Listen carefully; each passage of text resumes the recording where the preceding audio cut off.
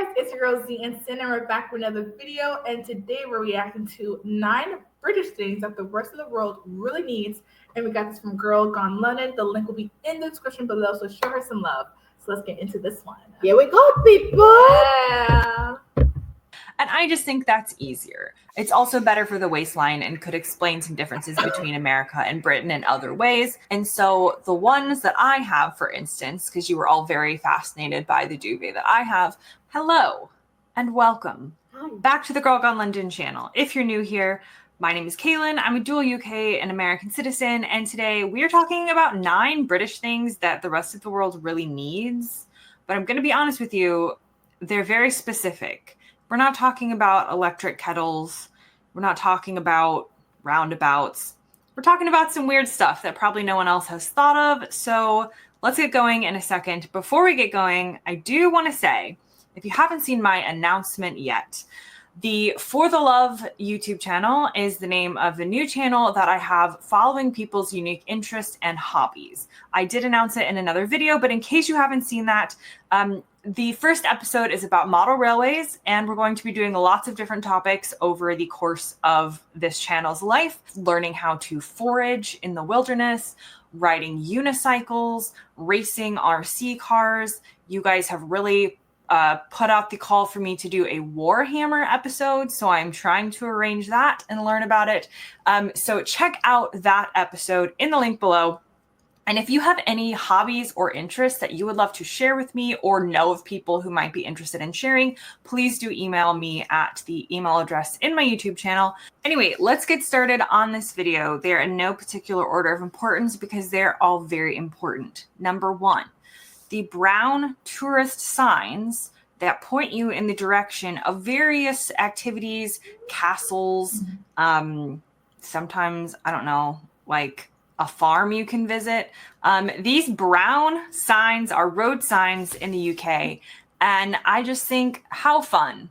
You get to drive along, you're going to a destination, and you're like, oh, look, Legoland is that way. We should go that way. I feel like in the US, we don't have signs like this. So obviously there are lots of activities to do, but you're not just going to randomly pass a road sign telling you this way to Legoland. You're going to have to look it up for yourself. So I feel like I've discovered, not that I spend a lot of time at Legoland because I'm not the target demographic, but just an example. I feel like I've learned about different places from simply driving along the road and seeing these brown tourist place signs. I would suggest that maybe brown is not the most appealing color, and I would, if somebody's listening who's in charge of the color, suggest that maybe we do something like brighter or like rainbow or more exciting than brown. But brown is the color they've gone with, so we'll stick with it for now. But the tourist signs to different visitor attractions or tourist attractions or castles in the UK, I think is a good idea. Okay, next up is the traffic lights that turn yellow before they turn green. So I've talked about this in my differences between UK and USA traffic light video. So if you're interested in the topic, check that out. But in America, lights only go from green to yellow to red, or amber as it's called in the UK. And then it goes directly from red to green without any other color in the middle. So you're never entirely sure what's going to happen. In the UK, the traffic light pattern is to go through the amber or yellow bit for both turning red and turning green, which is very helpful as a pedestrian because you know if the light is about to turn green for the cars. And it's also helpful as a driver just because, I don't know, you can get ready to go. It's not an instant red to green. You've got a little bit of notice. Again, I said this video was quite random. The next one on my list is Weetabix.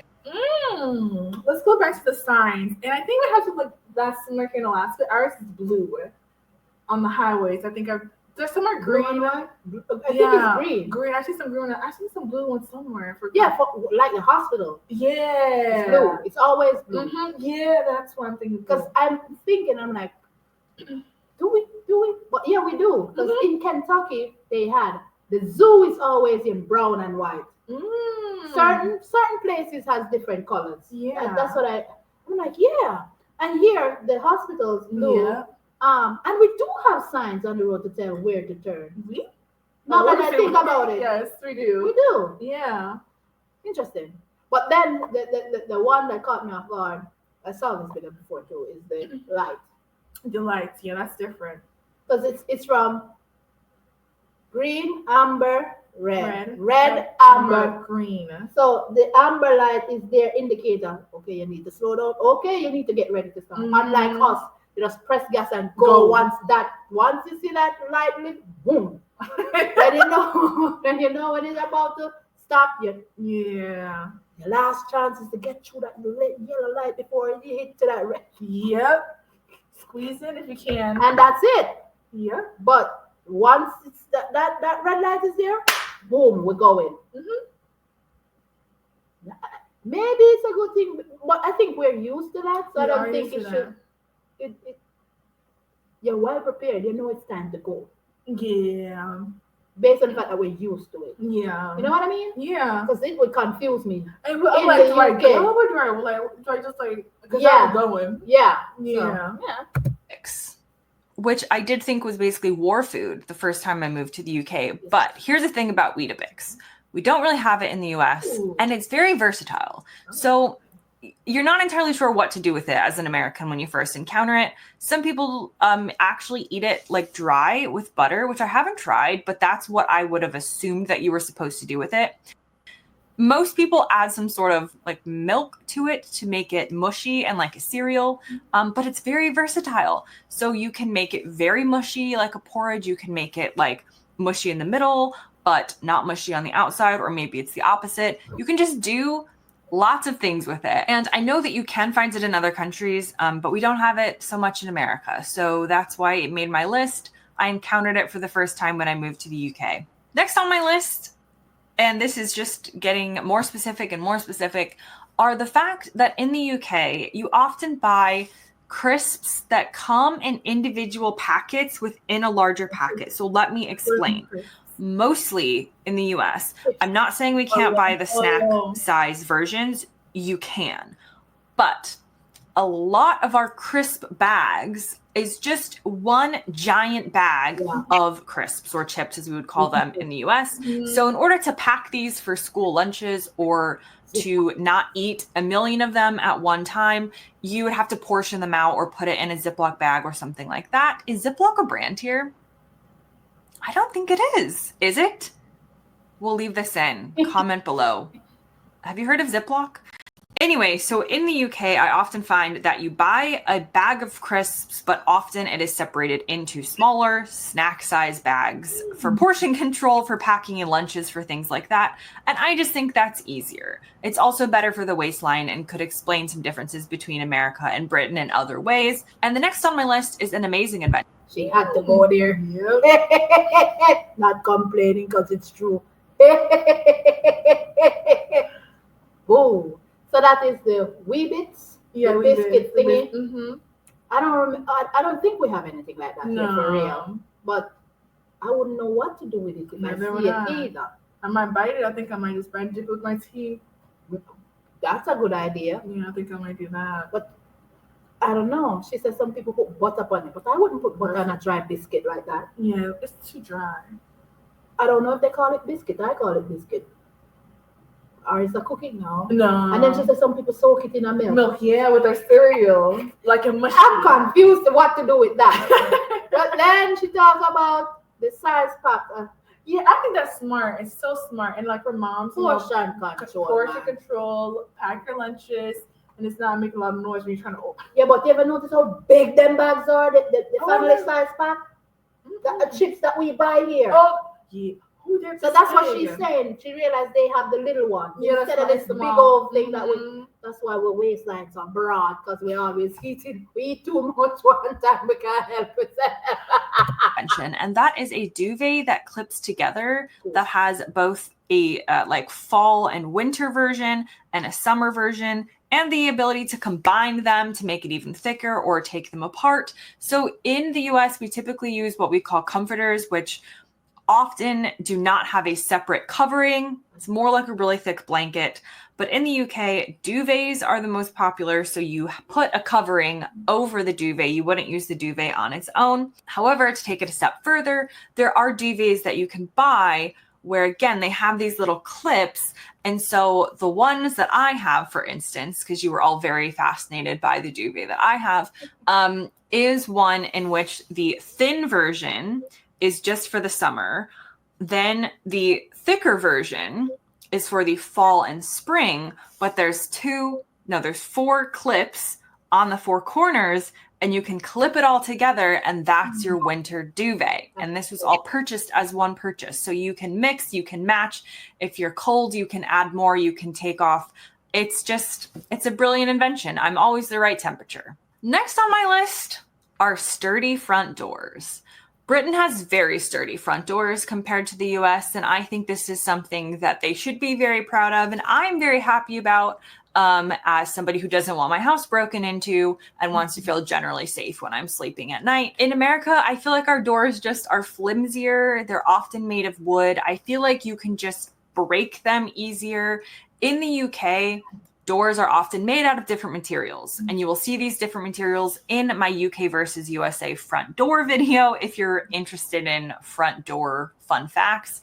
However, as a general rule, in the UK, doors tend to be very sturdy and just, made of sturdier materials, and I appreciate that. And it's better for, in the UK, keeping heat in the house, which is great for this climate, but also, again, great for my general belief that no one is going to knock my door down in the middle of the night. Next up are... Yep. Yeah, it was... Everything is paper thin in the US. The house plus the door. You punch the wall and your hand go through it. The door, one heavy push and it break, or it either break off or it's broken. Yeah. I've never really thought about it hard until I heard her say this, and I'm like, she's right. You ever notice how many times people kick doors off at people and go in and cause chaos and cause hurt? And I can't understand why they won't change it. I cannot wrap my mind about why doors are so flimsy here in the US. It's crazy. It's true. I think like Americans so stuck in their ways that they're not willing to change. It makes them money and just deal with it. Everything. Yeah, and I just did a video about the reason why US house is so flimsy. So I gotta show you that. It's crazy. Oh, I bet. Especially our roofing. I'm still over the roofing compared to other countries. Yeah. It's funny she talk about the door because you do not feel, even when you have 50 lock on your front door, you still don't feel safe. No. And I saw somebody did a video the other day showing how to keep your door a little bit safer by putting a longer screw into the wall. When you screw, my goodness. Yeah.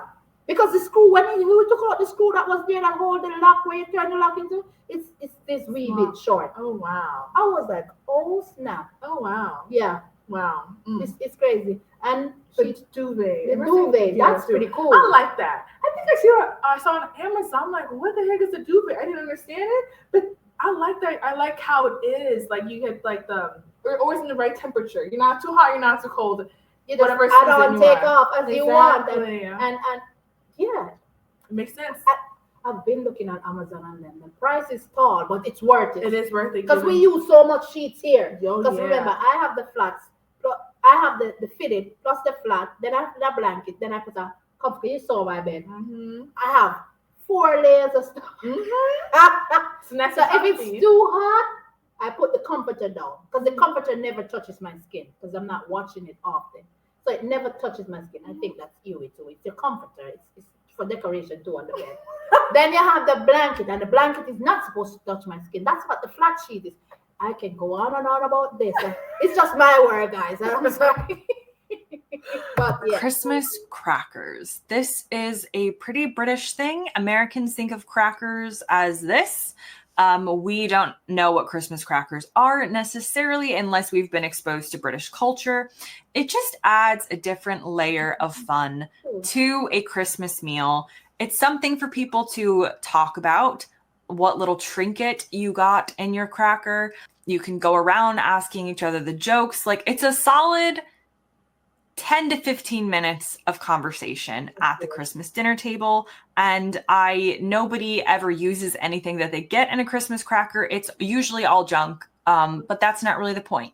The point is the fun of it, and they also get to explode. So I feel like Americans would love these. Not sure why we don't have them. And that is something that maybe Britain could export to the US. The next thing on my list are small scooters for kids. Now, in the US, growing up, I did have a scooter. It was a very exciting time when I got my first scooter. However, typically, and this is solely based on my own personal experience as someone born in 1992 and lived in Florida. So it's a very specific example. Maybe other places are different. However, scooters in the US tend to be for an older demographic in terms of older kids and teenagers. So when I got my first scooter, I was probably like 12. Here in the UK, the little kids have these little tiny adorable scooters that look like this that you basically get from the age that you can walk. And my hypothesis on this is the differences in culture and the differences in how much people walk in the UK versus in the USA. So I've noticed that families will get them for their kids here in the UK to go on walks because your small child is going to have more fun going on the scooter, is going to go faster. You can drag them along. It's just easier to take your kid on a walk with a scooter. It's fun. In the US, we don't really go on walks for fun. That's not entirely true. Some people like hiking and stuff, but it's just not the same kind of culture. I would use my scooter in my neighborhood to just kind of like go to my friend's house or something like that. I didn't need a scooter as a small child at the age of 3 in the US because we weren't really, we weren't like walking anywhere that needed it. And finally, on my list of British things that I love, crackers. You know, I saw the video on TikTok and I was like, and she was opening it at work. It seems pretty fun. You don't know what to expect and you can just talk about it, like she said. But you make sure you put on that crown. Yeah. But it has a conversation going. Yeah. Within that time. I think that's pretty cool. That is the point of it. Yeah. That's pretty cool. I like the idea of it. Yeah. I thought about it. I'm like, I would do that. It would be so much fun. It would be. Just because you have no clue. And then it's going to pop open for you. Yep. Yeah. Especially when you have kids too. Yeah. But then, not only that, both young and old enjoy this. So isn't that something? It is. Yeah. The scooter, I get what she's saying. I got her point. Yeah, hardly walk around. But you know, kids in the US also have scooters. Like the Lion has one. Yeah, indoor one. So, I get what I think. I did this with her and I was like, no, I see this, but look at the timeline, 1992. It wasn't as prevalent. It wasn't that much compared to now. Yes, so that makes more sense. And now that I think about it, over there they go to like the grocery stores with those scooters. In the US, just around the neighborhood. Yeah, that's it. It's not too You're far. not going too far. Yeah. So and that's we're talking about this in our previous the walkability. They walk a lot. Yeah. There in the UK, in European region, there's a lot of walking that is taking place. Yeah. So it makes complete sense. Something that everybody should get to experience is bunting and decorating things with bunting. Americans, we don't know what bunting is. Again, something I didn't realize was a thing until I moved to the UK. Don't get me wrong, Americans love to decorate and we have different kind of flags and different types of things that you might call bunting, but the triangular fabric or paper that looks like this seems like a very British thing. Whether it's like a jubilee, a birthday party, I feel like it's like somehow related a lot to like royal or like patriotic events, but you could use it for anything. Like a spring event might have like pastel color bunting. Brits just love bunting and I think it's cute. I think it's a nice way to decorate. It's easy. It's also easier to fold and to store than other forms of decoration because the triangles just kind of fit together easier instead of something like a paper chain that is very difficult to store. Anyway, that brings me to the end of my list. I hope you were endlessly fascinated by this. Bunting. I was not expecting that to be on the list. And you didn't even know what bunting is. No. To begin with. So yeah, that's pretty cool. I like that part. Yeah. This sounds pretty cool. Yeah, that was pretty cool. But bunting, you didn't even know what bunting is. No, it looks like bunting. Like, what is that? I had no clue. She was the first time. But it was the first time I heard that term too, was on her channel as well. I'm like, Bunting, there's another one, but when you see that video, you'll be like, huh? And it's pretty cool too. I'd love to experience that as well. But yeah, bunting, it's affordable. It's long term. And it doesn't take so much space to store. Exactly. And you don't have to worry about buying it again. Yeah. I see Maybe just some other colors, but yeah, it works.